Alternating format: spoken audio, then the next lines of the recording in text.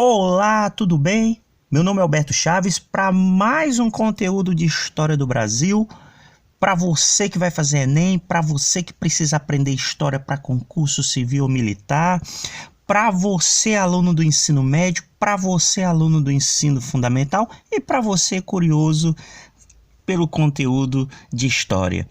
Hoje nós vamos falar das rebeliões nativistas do Brasil colonial. Nós vamos ver o que foram essas rebeliões nativistas, qual era a proposta, quais eram os objetivos. E nós vamos ver também como a metrópole portuguesa sufocou esses movimentos com alto requinte de crueldade. Vocês nem imaginam o que foi que fizeram com Filipe dos Santos. Quer saber mais? Fica até o final e compartilha esse vídeo para o máximo de pessoas, se inscreve no canal, dá um like, deixa um comentário e assina aí as notificações para que você seja totalmente alertado quando um novo conteúdo for colocado aqui nesse canal, ok? Mas vamos deixar de conversa e vamos falar do que nos interessa, que é a história do Brasil. Alberto Chaves, vencedores pensam positivos. Primeiro ponto, o que foram os movimentos nativistas? Os movimentos nativistas, na verdade, foram motivados principalmente pelo descontentamento de parcelas regionais da população colonial contra determinadas medidas da metrópole consideradas prejudiciais aos seus interesses. O que, na verdade, em poucas palavras, os movimentos nativistas, eles não visavam romper com Portugal, eram movimentos que, na verdade, eles questionavam as ações, as medidas que o governo metropolitano realizava, como, por exemplo, em alguns casos, cobranças de tributos, por exemplo.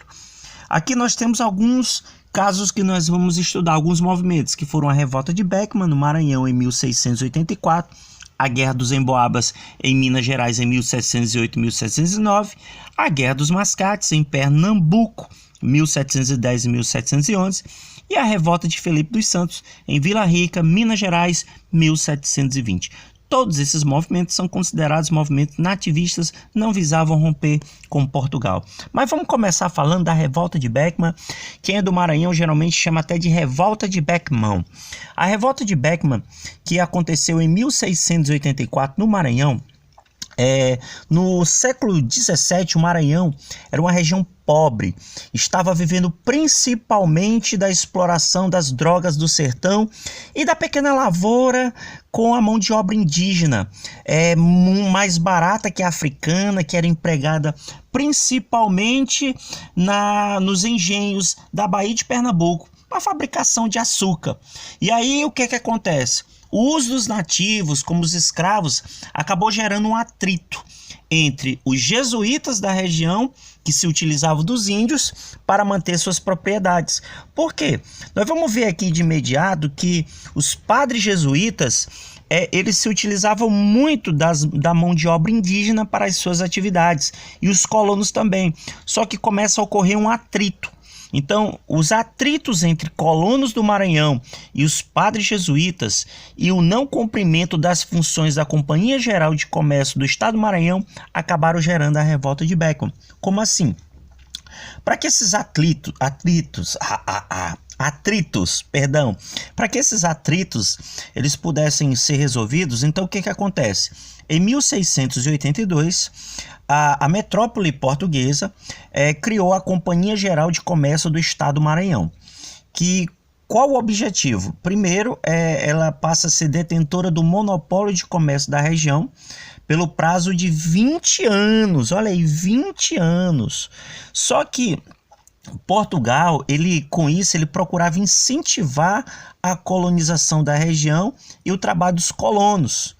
E com isso, sua função seria vender produtos europeus aos habitantes do Maranhão, produtos como assim o bacalhau, o azeite, o vinho, tecidos, farinha de trigo, e deles comprar o que produziam, como algodão, açúcar, madeira e as drogas do sertão. Só que tinha um acordo. Qual era o acordo? Esta companhia, a Companhia Geral de Comércio do Estado do Maranhão, ela deveria se responsabilizar por fornecer à região 500 escravos por ano, num total de 10 mil ao longo de 20 anos para resolver o problema da mão de obra. Ou seja, em poucas palavras, a metrópole portuguesa estava dizendo assim: olha, jesuítas e colonos do Maranhão, vamos cessar os conflitos. Se o problema é mão de obra, vamos fazer o seguinte: a companhia vai fornecer 500 escravos anuais para os colonos do Maranhão para não precisarem usar a mão de obra indígena. Até aí, tudo bem. Sabe qual foi o problema? A companhia não cumpriu com suas obrigações. Inclusive, ela se comprometeu a fornecer alimentos e acabou também não cumprindo isso, porque ela adulterava esses alimentos. Consequentemente, o que vai acontecer? Alguns líderes, como Manuel Beckmann, Thomas Beckmann e Jorge Sampaio, eles vão se revoltar contra as ações dessa companhia. E aí nós vamos ter o quê?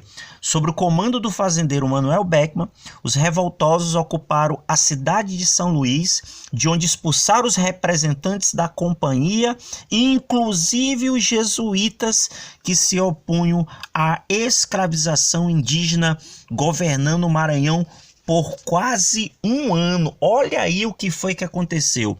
E aí, no meio de toda essa muvuca, de todo esse atrito, os irmãos Manuel Beckmann, Thomas Beckmann, eles se deslocam como emissário a Lisboa para firmar um acordo, uma fidelidade ao rei e reforçar as acusações contra a companhia. Na verdade, eles foram chegar ao rei de Portugal, solicitar que esses atritos eles se encerrassem e que Portugal tomasse uma medida.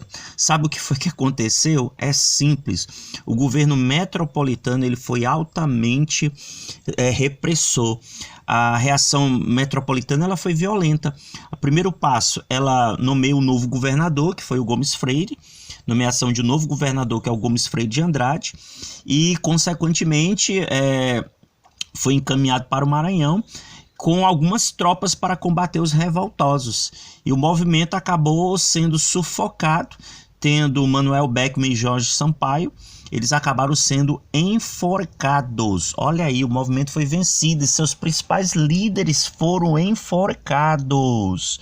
E os colonos, entretanto, conseguiram extinguir a companhia em 1685, depois de confirmadas as queixas dos revoltosos. Então, nós tivemos aí a primeira revolta, a primeira movimento nativista sendo sufocado com alto requinte de crueldade. E tivemos aí a Guerra dos Emboabas, que aconteceu em Minas Gerais, 1708 e 1709. O que na verdade foram a Guerra dos Emboabas? A descoberta de ouro em Minas Gerais pelos bandeirantes paulistas em finais do século XVII, atraiu para a região milhares de colonos de outras províncias, que além de um grande número de europeus, pessoas de diversos cantos começavam aí a corrida do ouro, e aí começa a ocorrer um atrito. Por quê?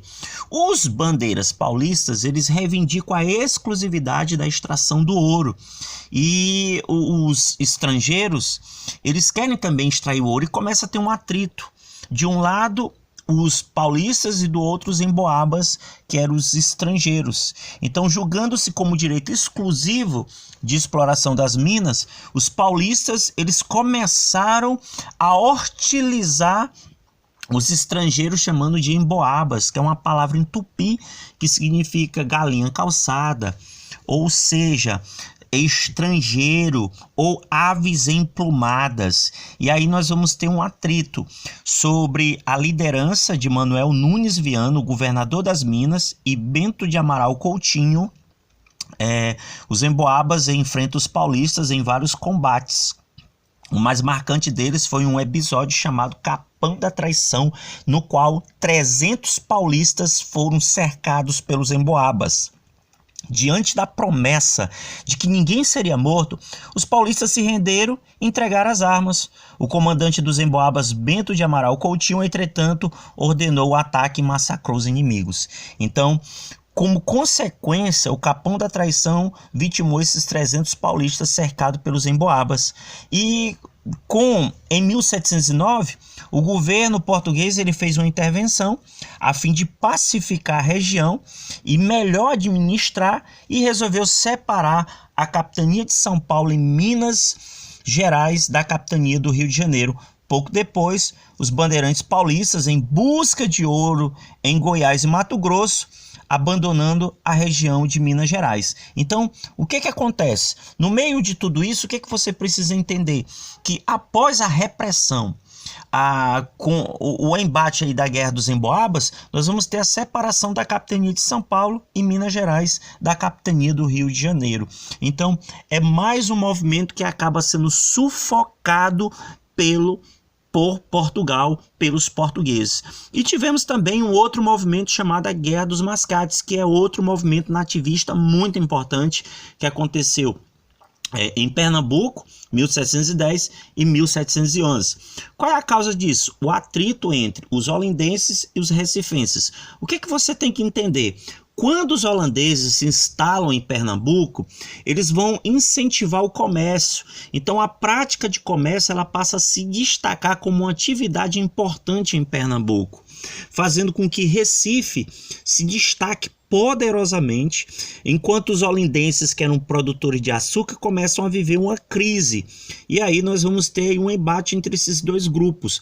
É bom lembrar que o embate principal é quando a metrópole portuguesa decide colocar um pelourinho na região de Recife. O pelourinho, na verdade, além de ser o símbolo de repressão ou de tortura e de punição ao negro, representava a autonomia administrativa da capitania. E aí o que foi que aconteceu? Os holandenses não gostaram disso e resolveram invadir Recife. Começava aí o que nós chamamos de Guerra dos Mascates. Por que mascate? A palavra mascate significa comerciante. Era a forma como os holandenses chamavam os comerciantes, de uma forma pejorativa. Então, a partir desse momento nós vamos ter um embate. E aí, simplesmente, em 1709, os comerciantes de Recife conseguiram da coroa a sua emancipação, deixando de ser um simples povoado e obtendo o estatuto de Vila de Independência, com condições de vir a ser o centro político de Pernambuco. Os holandenses então se sentiram prejudicados invadindo Recife, iniciando a Guerra dos Mascates, que de fato é um outro elemento importante que você tem que lembrar. E a partir daí nós vamos ter Bernardo Vieira de Melo, que é a questão da repressão, e outros líderes foram presos e condenados ao exílio. Portugal nomeou Félix José Machado governador de Pernambuco e Recife passa a ser sede administrativa de Pernambuco. Olha aí, os conflitos então eles terminam quando Portugal nomeia justamente o Félix José como governador, e o governador inclusive prendeu os envolvidos e manteve a autonomia de Recife. Qual a consequência de tudo isso? Recife passa a ser elevado à condição de sede administrativa de Pernambuco, ou seja, a capital da capitania de Pernambuco, e Olinda passa a ser rebaixada. Muito bem. E temos aí um outro movimento nativista, que é a revolta de Felipe dos Santos. Esse movimento foi altamente sanguinolento, que aconteceu em Vila Rica, Minas Gerais, 1720. Quais são as causas? Estão relacionadas às crescentes tributos, à proibição da circulação de ouro em pó e às exigências das casas de fundição. Primeiro ponto, como foi que começou a rebelião? A rebelião começou quando o governo português proibiu a circulação de ouro em pó, exigindo que todo o ouro extraído fosse entregue às casas de fundição, onde seriam transformados em barras e quitado, ou seja, deveria ser cobrado o quinto. Então, o ouro em pó estava proibido. Então, o que acontece? Isso acabou gerando um descontentamento desses colonos. E aí nós vamos ter o quê? Mais de 2.000 mineradores, eles se rebelam contra a medida e dirigem ao Conde de Assumar. O Conde de Assumar recebeu a nomeação de governar a região de Vila Rica, moralizar e organizá-la. Então ele acabou adotando medidas extremamente severas. Então o que acontece? O Conde de Assumar, ele não contava com soldados suficientes para fazer frente aos manifestantes e, estrategicamente, ele prometeu atender às exigências, o que não incluía a não instalação das casas de fundição. Na verdade, que incluía a não instalação das casas de fundição e o fim de vários tributos. Então, naquele exato momento, os rebeldes eles se posicionam, pressionam o Conde de Assumar e ele é obrigado a fazer isso. Eles dizem, olha, nós não vamos instalar aqui as casas de fundição, não vamos cobrar novos tributos, tudo bem. E aí o que acontece? Naquele exato momento, o governador ele consegue se organizar, consegue reunir tropas suficientes, que são os dragões da cavalaria, para conter os manifestantes. E aí o que acontece? Eles acabam fazendo uma retaliação diante de Vila Rica. Eles vão prendendo vários rebeldes, vão queimando diversas casas. E aí o que acontece? O Felipe dos Santos, um dos líderes que era mais pobre da revolta, foi condenado à morte. Foi enforcado, esquartejado como exemplo para evitar outras rebeliões. Ao mesmo tempo, garantindo a vitória metropolitana, foram mantidas casas de fundição e para melhor controlar a região mineradora, Minas Gerais foi separada da capitania de São Paulo. Fala-se que, inclusive, o Felipe dos Santos, eles foi esquartejado em vários pedaços, mas antes disso amarraram eles sobre 4 cavalos, cada um puxou de um lado e do outro e ele foi despedaçado. E por que Portugal, por que a metrópole se utilizava desses requintes de crueldade? Justamente para ela mostrar que era autoridade. Então as rebeliões nativistas elas foram sufocadas totalmente com altos requintes de crueldade. Mas vamos ao resumo da aula. Os movimentos nativistas, eles não almejavam romper com Portugal. Então, na verdade, era uma forma de se rebelar contra as imposições fiscais que o governo português introduzia diante da colônia. A repressão realizada com muitos requintes de crueldade. Na revolta de Beckman, na Guerra dos Emboaba, na Guerra dos Mascates e na revolta de Felipe dos Santos. Ok? Se esse conteúdo fez sentido para ti, se for importante, dá um like, se inscreve no canal, compartilha para o máximo de pessoas, assina as notificações e Deus abençoe a todos. Alberto Chaves, vencedores pensam positivo. E a epígrafe diz: não importa quão duro foi o passado, você sempre pode começar de novo.